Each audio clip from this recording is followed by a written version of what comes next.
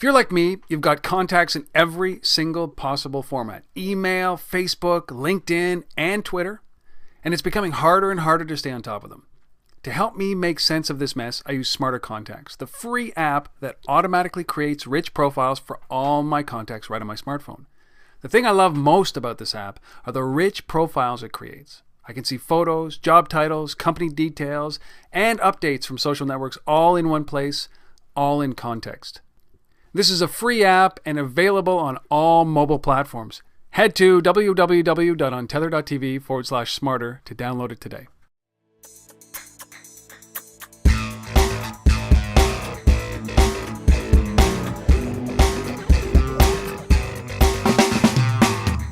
Hey everybody, this is the final part 3 of 3 of this interview with Holger. All right, now what about, so we've talked about internationalization. You guys are growing this across, around the world, and it would be interesting to see that map, how it spreads organically. But what about this concept? You guys are enabling commerce, right? From these devices. You're driving foot traffic into stores. Mm-hmm. Once they're in stores, you're maybe extracting a few extra dollars out of pocket into the store, so you're benefiting them. But what about you guys? Do you think that there's a point in time where Foursquare is an m-commerce, doing transactions and facilitating that?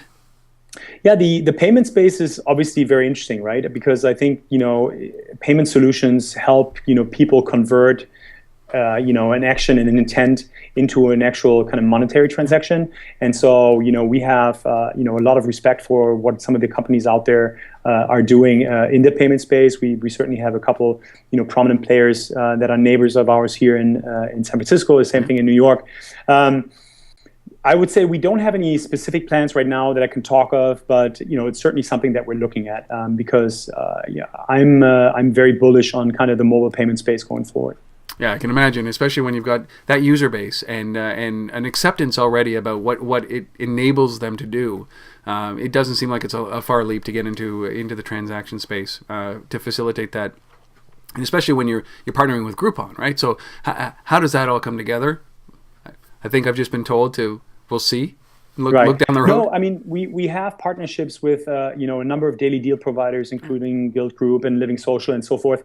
And the way it works there is that actually the actual transaction happens on the partner side. Right. So we're not offering our own partners, our own payment solution. When you act upon a Living Social deal, for example, you have to sign in to Living Social in order to use that. Exactly. But I think more interesting are, my favorite example right now is our partnership with American Express, right? The ability for you to tie your Foursquare account to your American Express card, and then American Express being able to surface American Express specific offers from American Express merchants that tell you, hey, go down to this deli, and if you pay with your Amex card, you get $5 off. Yeah. And when you go there and you unlock the deal, you pay with your credit card, and before the waitress comes back with your credit card bill, you already have a notification in the application that says, hey, on your next credit card bill, you will have $5 rebate against this $10 purchase. That's magic, right? Yeah. Because nothing had to happen. Like, the redemption process is so simple, and really you haven't done anything on top of just simply paying with your credit card. And in most cases, actually, the staff in the restaurant don't even know. You don't have to do a lot of training because all of this stuff happens on the back end. That's key, right? I mean, you could have the most elaborate plan, and you can be mayor, but I've walked up to stores as mayor and I said, look, I'm mayor, and look, I get something, and they look at me like I'm insane. Like, get this guy out of my way. What's a mayor? What's Foursquare? I'm in Ottawa, I said, right? But it's 1985 every day here.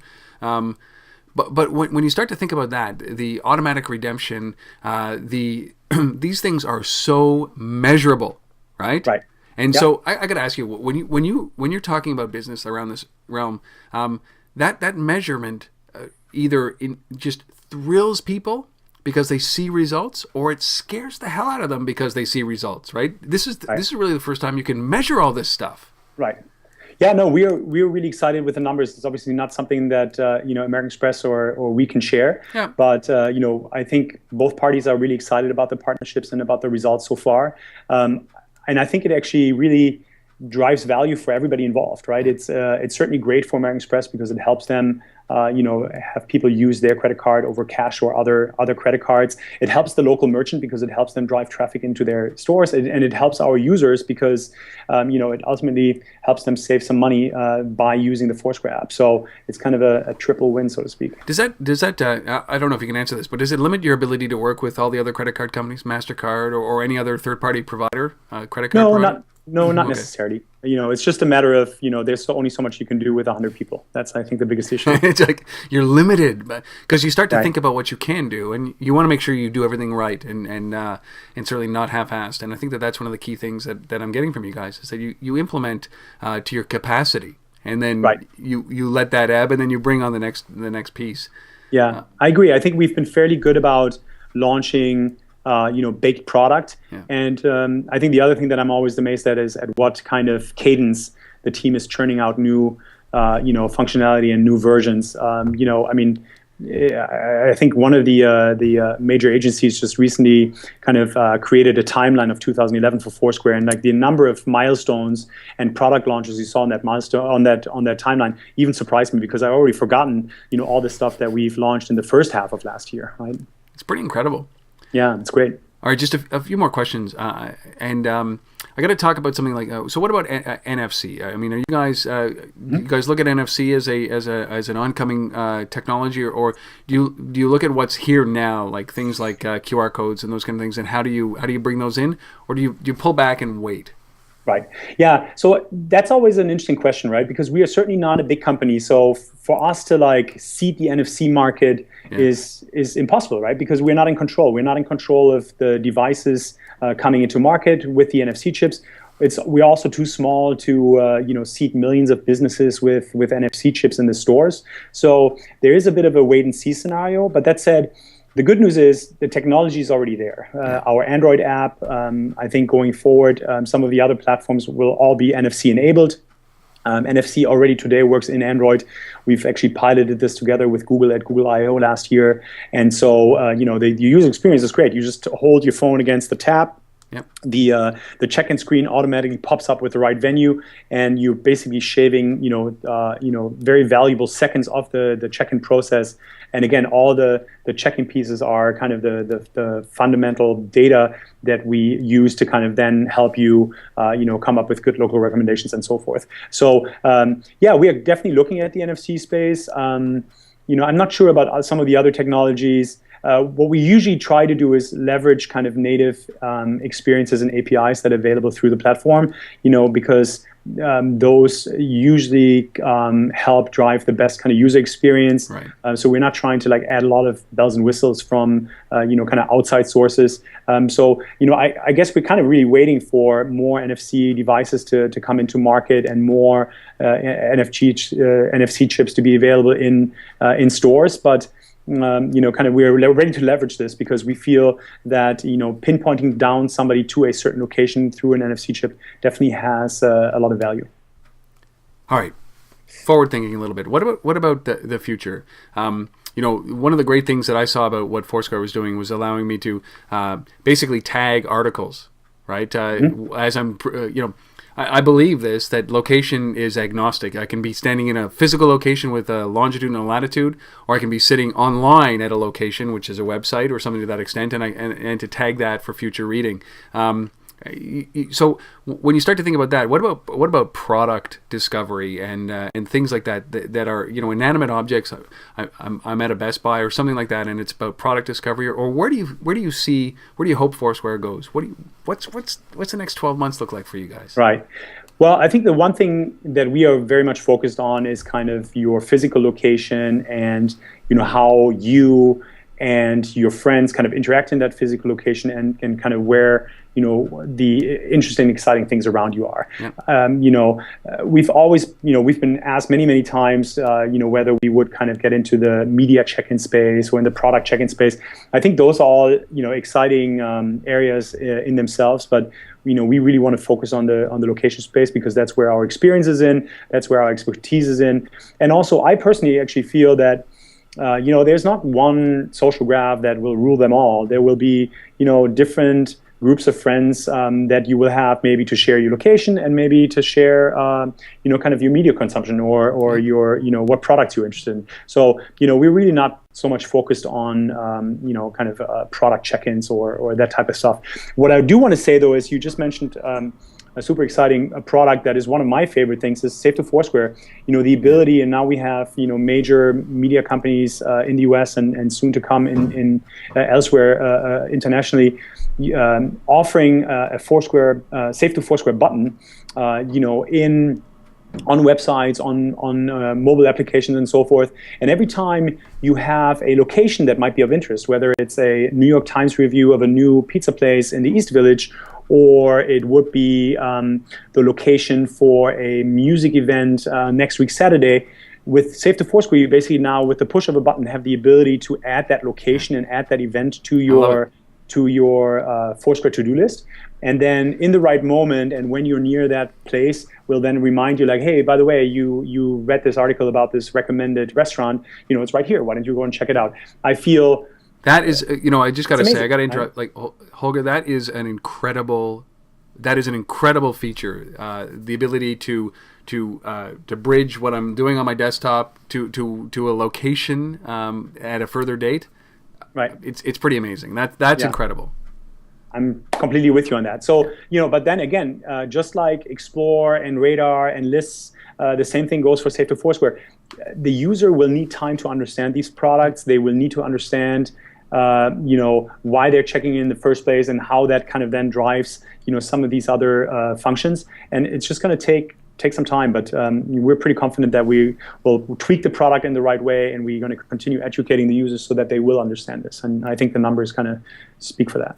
So what about competition? A lot of companies kind of sprouted up around this space, and maybe not around competition, but do you look at competition, and or are you just so focused inward on what you're doing that competition comes and goes? You pay attention, but not really. How do they play into you? Right. I think it would be dishonest to say that we're not looking at what the competition is doing. The question is, like, who is the competition, right? There's kind of the obvious examples of the kind of pure local startups, like a Goala, who's now been, kind of, integrated into absorbed. That was the word I was looking for, into the Facebook team. And I think Josh and their team have done a great job, and I'm sure they're doing great things at Facebook. But then you have the large players like Facebook and Google, but you also have players that are kind of adjacent to us, whether it's the daily deal providers, whether it's some of the mobile payment providers. So we are certainly kind of aware of what's happening in the market, but it kind of comes back to what you mentioned earlier. Actually, it's funny that you just say that. I watched an interview with Dick Costello at All Things D with Peter Kafka earlier today, and he was saying the same thing. Like, if you try to react to what your competition is doing, you're going to be all over the highways. I think what he said, and that's kind of the mantra that we have as well. You can't be overly too concerned of what the competition is doing. You have to kind of execute on your own roadmap and on your own plans, and that's what we're doing. But yeah, it's certainly super interesting. And what the competition is doing, and quite frankly, as in pretty much all industries, there's room for many players, right? And yeah, I think it's kind of exciting on what the other guys are doing. Well, I love that because it's so apropos for what you guys are doing. You guys invented this space, and so I wouldn't be looking at the competition. And there's a lot of talk around, is Foursquare going to move into local deals and kind of be a part of that business? And based on this conversation, you don't have to answer that, but based on this conversation, my inclination would be that no. That you guys are quite happy with partnering with the guys who are doing that local deals, but it just seems like you guys are so focused on what you need to do that you're not even thinking about integrating a business that exists today. I don't want to take away anything from the kind of excitement of what's going to come with Foursquare. Yeah.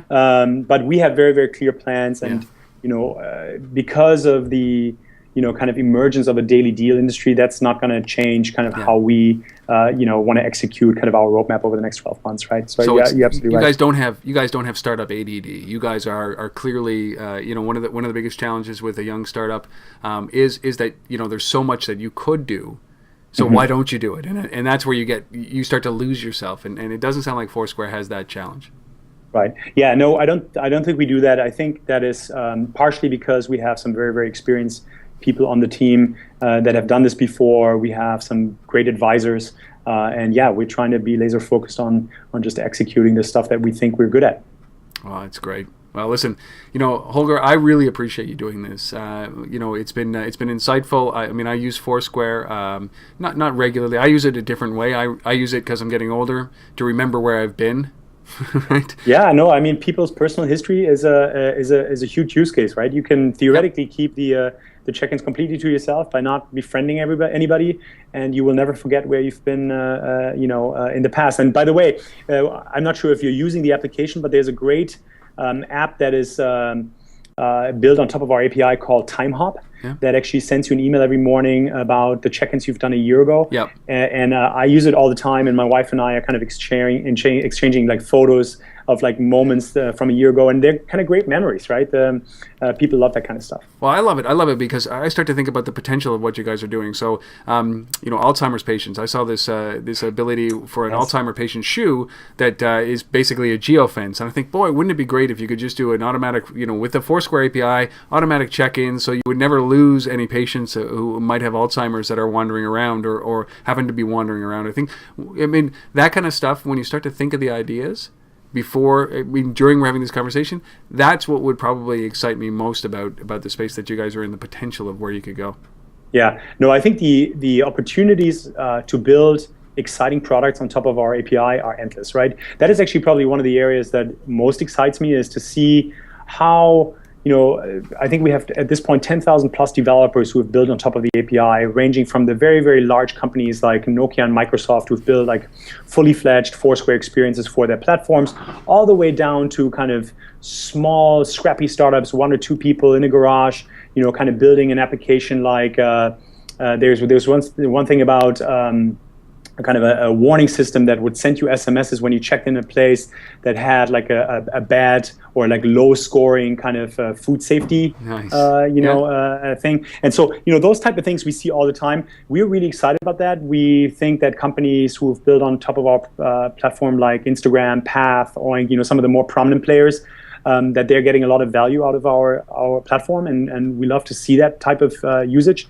And I think that's another thing that people sometimes forget. We are not just a kind of consumer-driven company, but we're also really kind of building a really exciting platform with over 30 million points of interest now globally, where people can check into and that people can leverage via the API. Man, there's so much more. And I'm going to have you back on, Holger, as things move along, because I definitely look at this and I think there's so much that I left out of this conversation that you just brought up, but we're well past our time. So what I will do is I will invite you back on to have those further in-depth conversations around those things. But I really appreciate you doing this. This has been invaluable for me, and I know that the guys who are watching and the gals who are listening really appreciate you guys you spending your time here with me. Totally my pleasure, Rob. Thanks so much. I've been speaking with Holger Luedorf, who's the VP of Mobile and International for a company called Foursquare that you've heard of. Go to Foursquare.com, check out the new services, download the application if you haven't already. I'm pretty sure that you have, and if you haven't, you shouldn't be watching this podcast. That's the way that I think.